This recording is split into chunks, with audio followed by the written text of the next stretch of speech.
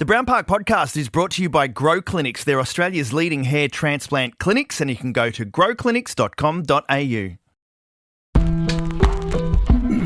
Oh, there it is. There's that cough. No, I can't. It's early. It's the morning. It's the morning podcast because I haven't woken up yet. I haven't eaten, and I've had coffee, and all the milk is like. Yeah, but how did you did breakfast radio for what? 10 years? Yeah. Have you ever heard the first hour of my show? No, I was in bed, mate. It was terrible because it's all, for the phrase that I don't want to use around you, it's the milky build-up of the coffee. The milky build-up of the coffee. There you go. There's a visual for you. The Brown Podcast. Question. Yes. All right, so going into this podcast today, we're talking to Dustin, who does woodwork, and he's really, really great with his hands. Yep. Have you ever used a power tool or built anything in your life? How dare you? Well, I mean, what are you trying to insinuate? I don't know. Well, I mean, I came to your house once and asked for a screwdriver or something, and you had to go looking, and you had this pitiful-looking tool chest. So yeah, it's a basket. It's a tool basket. Oh my God, that's so you. It's a wicker basket. Yeah, and he's not even lying. So have you ever built anything or done anything like that in your life? You are going to be shocked. Well, no, I will be. Yes, you will be. I used to work in a furniture factory. What, sweeping the sawdust off the ground? No, I used to build furniture. You did not. I did. I used to have to use a nail gun to put things together, and I used to have to use a hammer, and I think it's called a saw. Well, yeah, you see, you're not really selling your story here. I was offered an apprenticeship. Oh, my God. Really? Yeah. So what happened? Yeah. I realised that that's not at all what I wanted to do. You see, I could not imagine you in a hot woodworking shop covered in sawdust. Well, we used to make the furniture, so you'd have to build the frame, and then I moved up from the woodworking section to then starting to put the fabric on it and upholstering it and all that kind of stuff. So yeah, I was all right for a while. So what happened? Didn't want to do that anymore. I got bored with it. So you got no inkling to build anything now? No, I'm hopeless at stuff. Okay. Well, that's good. I mean, the last thing your wife needs is you to build a table or something, because guaranteed that shit's fallen over. Oh, my God. I wouldn't even do it. Like, I had to put a bike together the other day, and I had no fucking idea. Instructions? And I know that's not made of wood. That's the only thing. Hey, look, that was your first problem. You bought a wooden bike.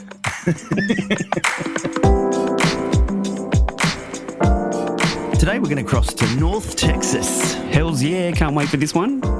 This is a guy who is into his woodworking, has a shop and all that kind of stuff, but is very vocal about ADHD. And I think it's a conversation that has affected you a lot.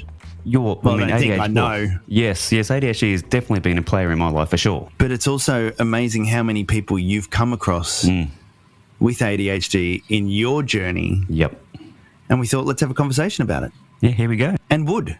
Let's talk about wood. Dustin Henson, welcome to the show. Yeah, thanks for having me, guys. I want to ask about you first. Well, that's why we got him here, right? I mean, we're not going to ask about his dog, are we? So tell us about your dog, mate. Do you have a dog? I do have a dog. Her name is Maple. She does have her own Instagram page. Does she? All right. What is it? What's the handle? She's a bit of a diva. She is shop dog Maple, because she just hangs out in the shop with me all the time. Okay. She's bad about updating it because of the no thumbs thing. Yeah.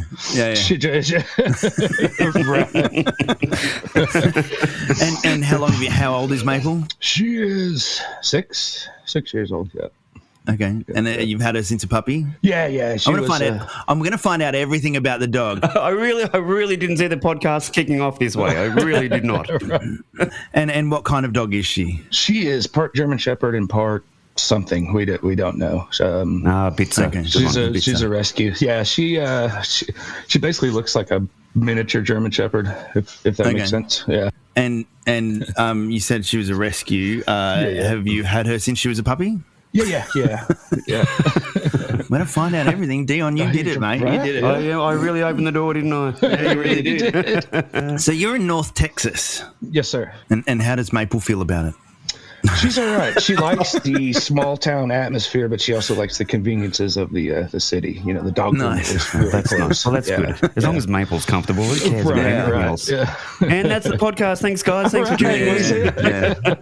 So tell us the Dustin Henson story. You have RC Woodshop in North Texas. You've got quite the Instagram following because of your woodworking skills and stuff like that. What's your story? Yeah, my story. I've always been into woodworking, like kind of ever since I was a kid. I was in the shop with Grandpa, and he would show me things, and I would do things, and he would give me jobs to go do. So I would quit bugging him, and so I just kind of from there picked up woodworking as like a hobby, and it kind of became like a passion of mine and something that I just really like to do. And I was working as a project manager for a custom home builder, and right in the middle of a renovation, we had a client that decided she wanted a custom barn door. Those are real big over here, like a barn door inside your house. It slides, you know. Yeah, the sliding ones. Right. They're big over here too. Okay. See, I'm never sure. I love everything that I know about Australia, but I know just not very much about Australia. Definitely want to visit someday. Well, we'll do a Q&A at the end of this. You can ask us about our country. So, awesome. Cool. Yeah. So anyway, this lady wants a barn door, and I went to order the thing, and it was 9 weeks out. It was ridiculously expensive. And I was like, you know what? I've been woodworking my whole life. I've seen these things 1,000 times. I could probably build you one. So I just did. And then like her neighbor saw it and wanted one. And then her neighbor's sister wanted one. And I think it was about 8 months later, I quit the job and was doing barn doors full time. And that just, it was awesome. But at the same time, I was like, okay, I'm tired of building just barn door after barn door after barn door, because woodworking is, like I said, it's my passion. It's what I love to do. So turning that into your full-time job seems like just the perfect scenario. But after a while, you get tired of doing the same things over and over. So I expanded into tables and furniture and things like that. And after it's been almost 10 years now, and I'm sick of building tables and furniture and all of the projects that you know Karen sees on Pinterest, and now she wants in her house, and I got to build it. And so I want to get back to building barn doors. Right? Yeah, barn doors. Yeah. Right. So yeah, I want to take it. So taking it full time has kind of taken my passion and ruined it, if that makes sense, because now it's a job. Yeah, for sure. And so right now I'm kind of in the middle of transitioning it back to a part-time gig and not a full-time gig. I started another full-time job, so I can now, instead of taking on custom orders, I can just build whatever I want to build and use it for content creation or for, you know, just my house or just for whatever I want to do with it. And that's going to make woodworking fun again. And that's kind of where I'm at now, is in the middle of that transition. That would make a great hat, make woodworking fun again. Right. I think it might be out there. I think there's a make woodworking great again hat already. Yeah. I like that story because it's a good example of people that go, I'm going to quit my job and I'm going to go and do what I'm passionate about. And then after a while you go, oh shit, I'm not passionate about it anymore. I'm losing my passion. I need to go back to the drawing board and remember why I loved this in the first place. Speaking of, I told you it wouldn't take me long to get here, but speaking of the ADHD, once I took that passion of mine and made it a job, I was like, okay, now I need another hobby, something to take my mind off work. So I was like, I had a buddy say, hey, let's try disc golf. And so we tried disc golf, and now I'm just like super focused on disc golf, and I love it. What's disc golf? Is it the same as golf but with a disc, or like, what is it? Basically, yeah, basically like golf but with a disc, and it got really popular during COVID in the States. Because it's something you can go out and play by yourself, whatever, and it's free to play at most courses and all that. And but within like 2 years, I went from let's try disc golf to now I'm a sponsored player and I play, you know, all the time. You know, and so holy hell, that is so ADHD. It is, and I've done that with almost everything I've done in my life. I started out coaching t-ball, and within a few years, I was commissioner of the youth baseball league in our area. I mean, it's just, you pick something and you just hyper focus on that one thing and nothing else gets done, you know? I don't know that story. Yeah, he doesn't. Christo here doesn't know anything like that. No. But I mean, the reason I wanted to chat to you too was because of the story that you shared about your ADHD. Tell us about that. Like, when did you first realize you had it? I was diagnosed actually very early on as a kid. It was probably 5th, 6th grade as a kid, and they put me on. I think it was Ritalin. They put me on, and I had to go to the nurse every day, get a pill, whatever, and I just hated the way it made me feel, and I just felt off. So I just would go to the nurse every day, get the pill, and then throw it away, whatever, stop taking it. And then I realized that there was kids that would buy them, so I would just sell them to them. And Oh, well played. right. So I just immediately quit taking it, and then it just kind of from there, it was something that, nothing against. My parents were great, but they didn't really, I don't think, understand it, and I really didn't understand how to explain to them what was going on up here. So from that point, it just kind of pushed under the rug, and let's not think about it. Let's not worry about it, because we've got him on the pills, so he's fine. And that went on for years and years, all the way through school. So just recently, I mean, probably, I don't know, 5 years ago, I finally took a look at my life and the way I was handling everything, like finances and responsibilities and all the things that I'm supposed to be doing, instead of the things that I'm worried about, because you're chasing that dopamine hit, and you're chasing that it feels better to do this, so I'll do this, and that'll get do the done easy ones first. Right. And I took a look at why all that was happening. It was like, you know what? I bet it's that ADHD they told me about. So I started. How old are you now, Dustin? If you don't mind me asking. 44. I'll be 45 February. Okay. Yeah. So I started thinking about that, and I started reading about it, and I was like, oh man, this describes every problem I've ever had, and I think just realizing what it was and how to, I don't want to say how to deal with it, because I'm still kind of learning that, but just knowing that, okay, that's the reason I'm doing all these things was a huge help, because, before it was just like, I don't know what's wrong with me, I don't know what's going on, but now that I do, it kind of helps me to overcome it,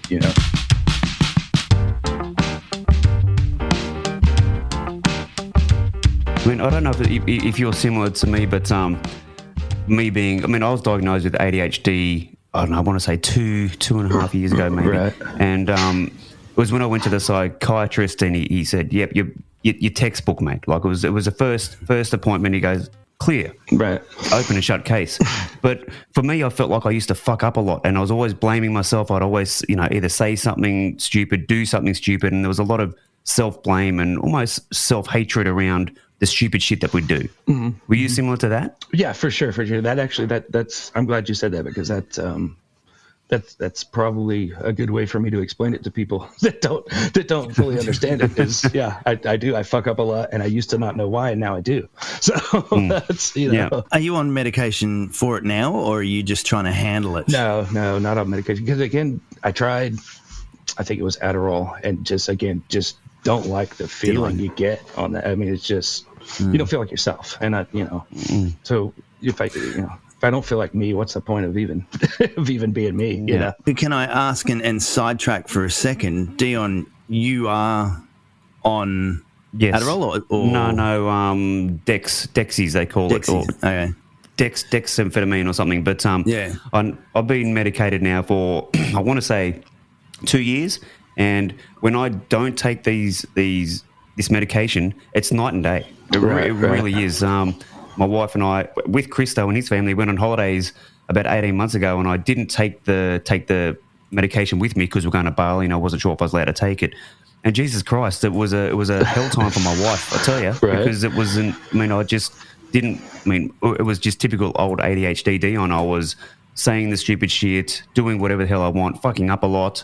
And that for me was, I guess, the validation that the medication was working for me. I mean, people are on medication, people aren't, and it's whatever works for you. But for me, it's definitely night and day, 100%. That's awesome. And my career, and since I started the medication, my career has taken off as well, funnily enough. So it's, who would have thought? That's awesome. So do you, and because Dustin was saying he doesn't feel like him when he's on the medication, do you feel like you now, or do you feel more of you when you're not on the meds? Me? I don't know. Yeah.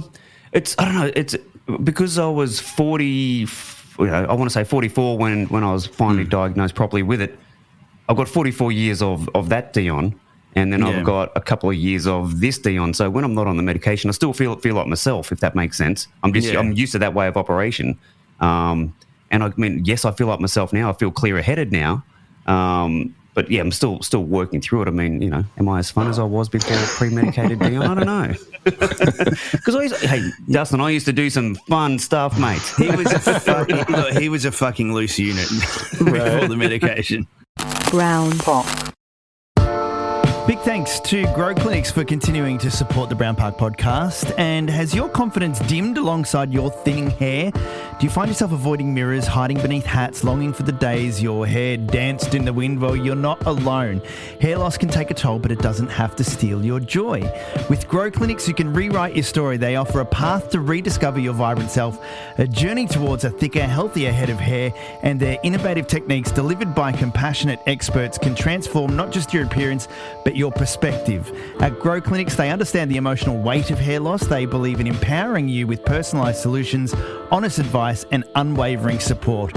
You're not just a patient, you're a partner in rediscovering your confidence strand by strand. So don't let hair loss dim your inner glow. Take the first step towards a fuller, happier you. Contact Grow Clinics today for a free consultation and learn how they can help you rewrite your narrative at growclinics.com.au.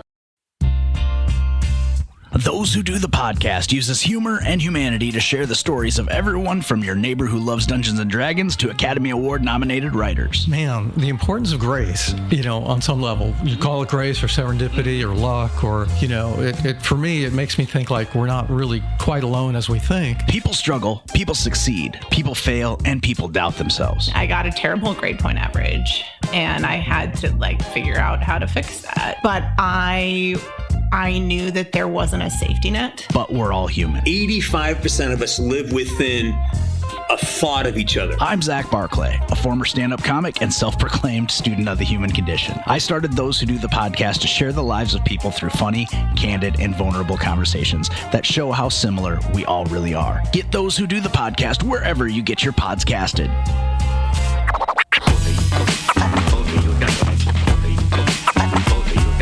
Brown Park. But back to you, mate. I mean, so how did the ADHD show up for you within your life and your relationship? Oh man, well I have. I feel like that's where I've been lucky. Is I have been married for, God, we've been together 26 years. I've been married for almost 25 now. So in the relationships, I've lucked out, I think. Or you've got a resilient woman, there you go. Right, yeah, because I would have left me years ago. But yeah, me too. Jesus. No, but as far as just the day-to-day functions of being an adult, just paying bills and doing things that you're completely capable of, but you just for whatever reason don't do them, and it affected me that way anyway. I mean, I'm sure it's different for almost everyone, but for me it was, okay, here's my list of responsibilities today. I'm going to spend all day on number one, and the rest might get done, might not, Yeah. And stuff wasn't getting done until it was like an emergency, Yeah. And that was, realizing why that was happening was huge for me because now it doesn't happen because I know the cause of it. I mean, how do you manage it then? I mean, obviously you've chosen the path of no medication at the moment. So how do you manage it then? I mean, obviously you were aware of it. What tools do you use? Right. For me, it's all routine based. It's if I can get, I don't sleep a lot anymore. I did 4 or 5 hours a night maybe, but yeah, because your brain would go spinning in the middle of the night, wouldn't it? It'd take you off in some crazy directions. Yeah, my wife can lay down and within minutes she's asleep, and I'm like, what's wrong with don't you have thoughts in your head? What's going on? but no, it's for me it's all routine based. Like if I have from say 5 a.m. till 7 a.m, that's when I'm going to sit down and I'm going to take care of the bills or whatever, and then from 7 to 9, I'm going to go play disc golf because my wood shop is here at the house, and I don't want to make a bunch of noise in the mornings, piss the neighbors off, whatever. And that's my excuse for playing disc golf from 7 to 9 every day, and then from 9 till whenever is work time, and then when you're done with work, then you sit down, you eat dinner, you do, and you have your decompression time, and as long as I can stay on that schedule, everything's fine. Now, if for whatever reason that schedule changes, it's chaos for a day or two, and then I get back to that routine. So how would you find that managing your own business then, because you know, like you're dealing with clients. You, like you said, you've got Karen from Pinterest wants a coffee table. What if Karen from Pinterest didn't like that coffee table? How do you then process all these emotions that you would have? Oh, I would just tell Karen to piss off. Screw you, Karen. No. Right, no. Well, I mean, dealing with clients is always been easy for me, just because I love people and I love talking to them. Like you guys. I just met a week or two ago on Instagram. And I don't even know which one of you it was. I think it might have been Dion. Yeah. So dealing with clients was never an issue for me as far as the ADHD went, but dealing with their timelines and their schedule was until I got on the routine of, okay, from 9 a.m. until whenever I'm done is work time, and that's when you focus on work and you focus on your clients and your projects and your schedules and all that. And so that was my way of dealing with it once I realized it worked for me. Well, I mean, I think ADHD is actually it helps us in. I mean, we quite often come across extroverted. Well, we quite often are extroverted because we can keep up conversation with 100 people at once. I mean, we probably aren't retaining much information. I don't know about you, but I mean, I'm hopeless with names or faces or whatever. I'll meet somebody and I'm like 5 seconds later, who are you again? But I think the ADHD, I mean, we sometimes focus on the negatives that it's given us, but it sure as hell gives a lot of people a lot of strengths and, benefits of actually having it. Mm-hmm. Yeah. I think there is, it's weird to say, but there is positives about it. And the positives are great, but the negatives are worse, if that makes sense. Also shit. Yeah. I think it's misunderstood. I think a lot of people say, I have ADHD because I'll be talking to somebody and then I'll say, oh, look, a squirrel, and it's funny to them. But that's really not what it is for me anyway. For me, it's not that I don't have the ability to pay attention. It's that I'm going to be hyper focused on one thing, and I don't think about anything else but that thing, and that's what it is for me anyway.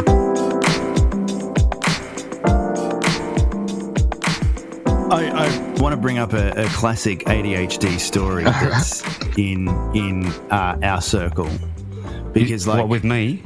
Yeah. Oh God. And I want to see whether you relate to this, because this is a classic Dion ADHD story. Okay. Tell him about the dining table. All right. So and I'm using this as an example because I don't know what it's like.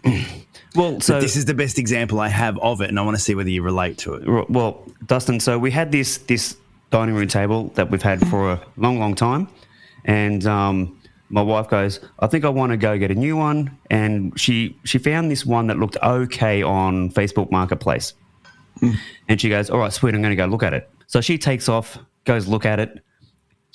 Once she leaves the house, I grab the chainsaw, take the dining room table out the back and just cut it up. Like, all right, sweet, I'm getting rid of this thing, cutting it up, zoop, zoop, done.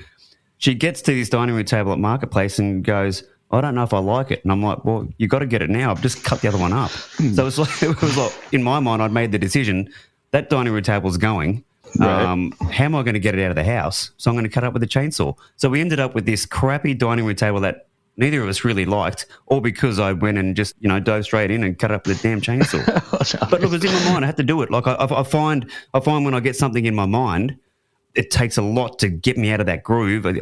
Chances are I'm going to go do that. Oh yeah, can totally relate to that. Do you still have the Facebook dining table? Yeah, well, funny enough, Dustin, I took a leaf out of your book almost and did a slight renovation on it. Nice, I had a drop saw and I cut up some dowel and I put some dowel around the bottom of it and gave it a bit of a zhuzh, so it's come up all right. Can I tell you? Nice. Since he's discovered you on Instagram, he has been doing woodworking at home, trying to improve things. I use power tools now, Dustin. That's awesome. I feel like a man when I'm using it. That's the whole reason I do what I do on Instagram, is to inspire people to do that, because it's helped me so much that if it can help somebody else, that's awesome. And now if Dion goes and cuts his finger off or something, totally not my fault.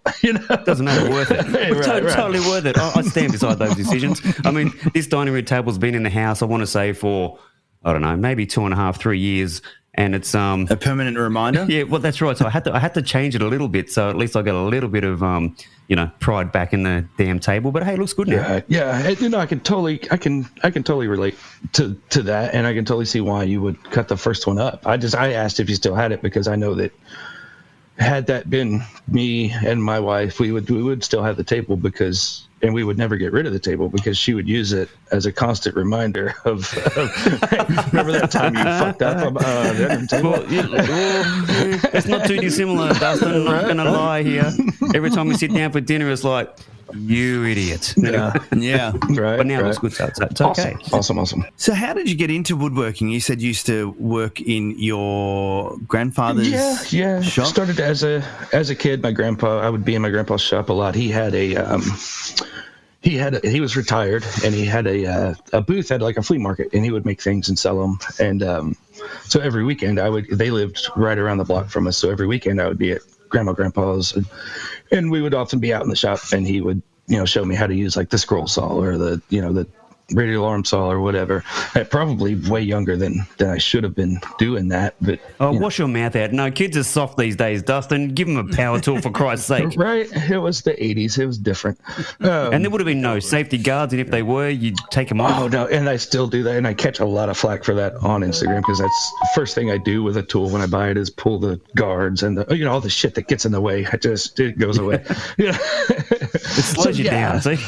So I realized that I liked it early on just because I thought it was cool that you could take just a chunk of wood and turn it into a thing, whether it be something cool to look at or something useful.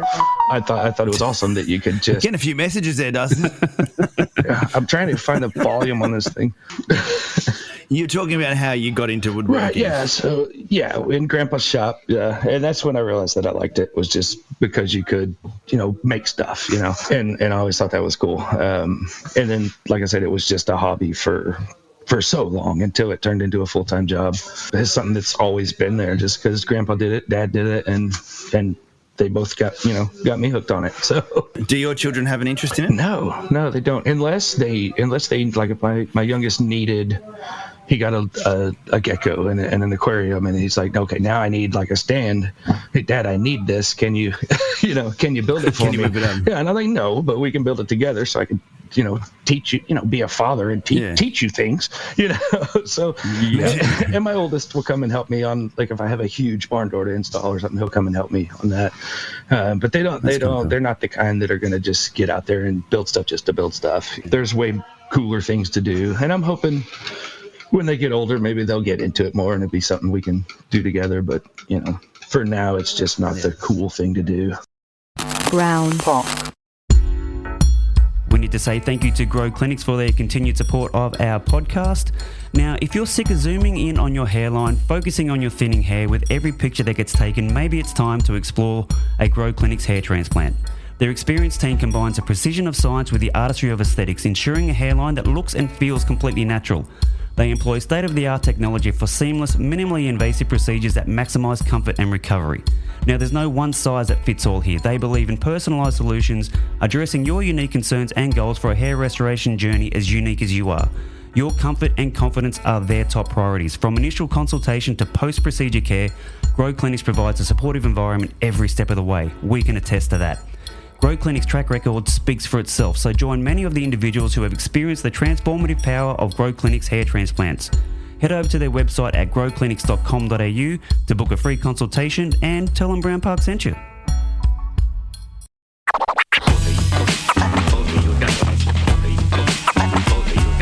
Brown. Park.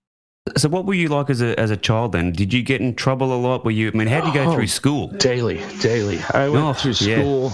Most classes I had my own desk up by the teacher's desk, and it was front center or front to the right. Yeah, I've been there. Yeah, it was constant trouble, and I didn't really do like a bunch of bad shit. I wasn't like no, you just class clown probably. I mean, because the teacher would just be up there just talking, and I'm like, it's a nightmare, isn't it? Doing her job. And I didn't handle that well, and still don't handle classroom style learning. Like I can read like how to do something, or you can tell me how to do something, or I can watch a video on how to do something, and I just retain none of it. But if you just let me do it once, I'm golden, right?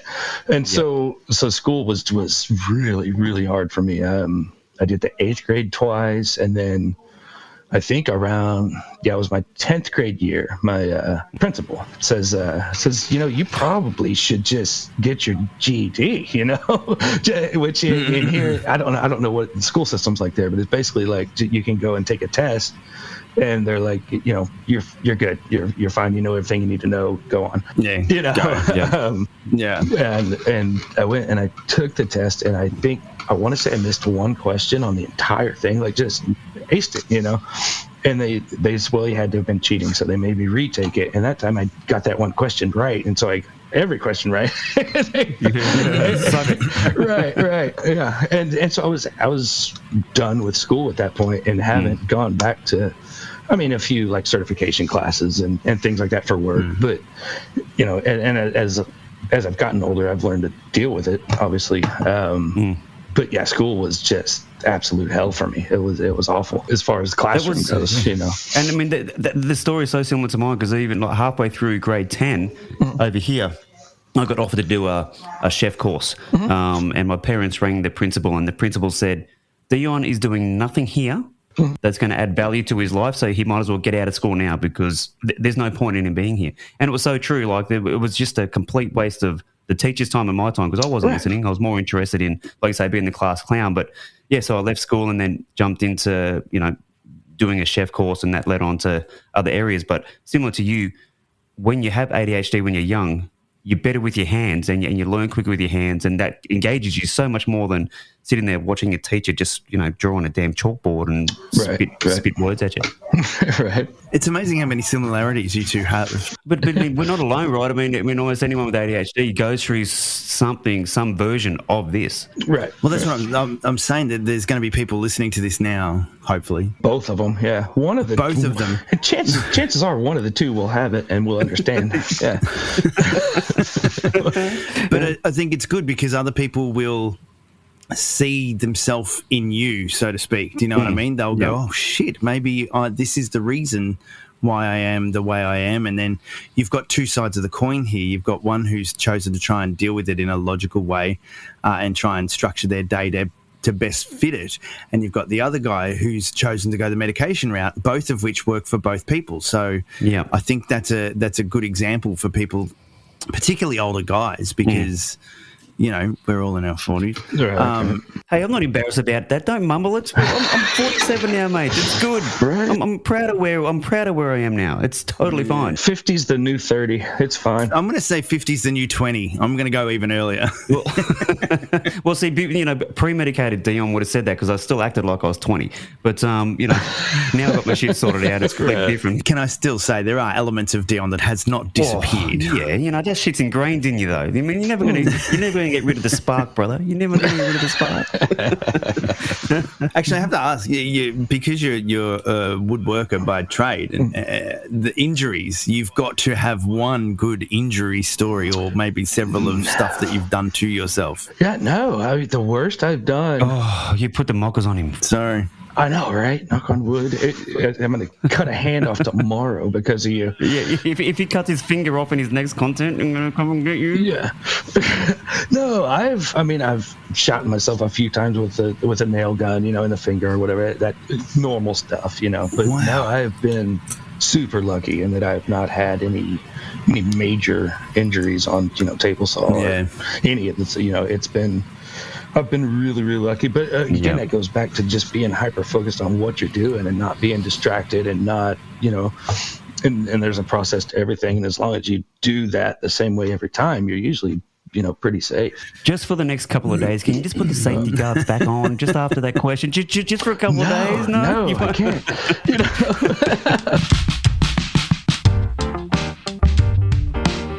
All right, let's do an Australian questionnaire, because it's amazing, right? We speak to a lot of people from overseas, and they've all got questions. They all want to know, because because I've always been curious about it, and it always looks like just a awesome place to visit. What would you like to know? I found a place online, and I don't know if it's real or not. It was called Coober. Yes, it was a town that was like all underground. Yes, it is. It's like all underground. That's a real thing. Yeah, I mean, there's above ground stuff, but because of the heat, they use the earth. Use the earth as the cooling system, so the houses are underground. Okay. Yeah, that is legit. Okay, because it was described to me as like this whole like town that was just all underground. Yeah. And I was like, oh wow. So it was exaggerated then a bit. I think it was look exaggerated a little bit, but but I mean it's a big opal town. That like the miners were there and they were digging for opals. Yeah. That was it. I was kidding. I didn't have a bunch of questions. I was like, no. well, yes, we have all the deadly snakes in the world. Out of 10 of them, I think we've got 9 of them. So yes, that is true. But none in New Zealand, correct? No, it's too cold for them. I think they're right. Yeah. Well, Dustin, thank you very much. You can follow you on Instagram, which is RC Woodshop. And mate, thank you for being so open with the ADHD. That's no problem. Been a good conversation. Yeah, not a problem at all. Like I said, once I discovered that it was a thing that you could deal with, and then I want to take every opportunity I can to raise awareness and tell people that hey, it's okay to have it, and you're going to be fine. Yeah, and get rid of the self-hate because it's I mean, like we said earlier on the podcast, you think you fuck up a lot, but sometimes there's reasons behind it, and there's no malice generally in what we do.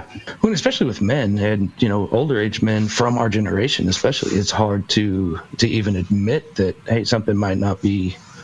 There might be something wrong, It's so easy to just internalize that, and that's not good. 100%. Well, Dustin, thank you very much for joining us from North Texas. Thanks, brother. Yes, sir. Yeah, this is the first non-woodworking podcast. I've done tons of podcasts, but we're always talking about this type of saw or this type of wood, and it's so easy because it's just Well, we could talk about wood, but we may lose some followers. I don't know. Right. Oddly enough, my favorite wood is Australian cypress, and I don't know if that's what we call it here. You may call it a totally different wood. I don't know, but it's a super dense wood. It doesn't even float in water. Oh, geez, I thought we were talking about me for a second. Right? No.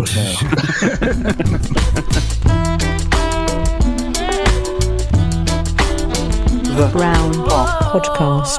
Why are you happy? Because I don't want to be sad.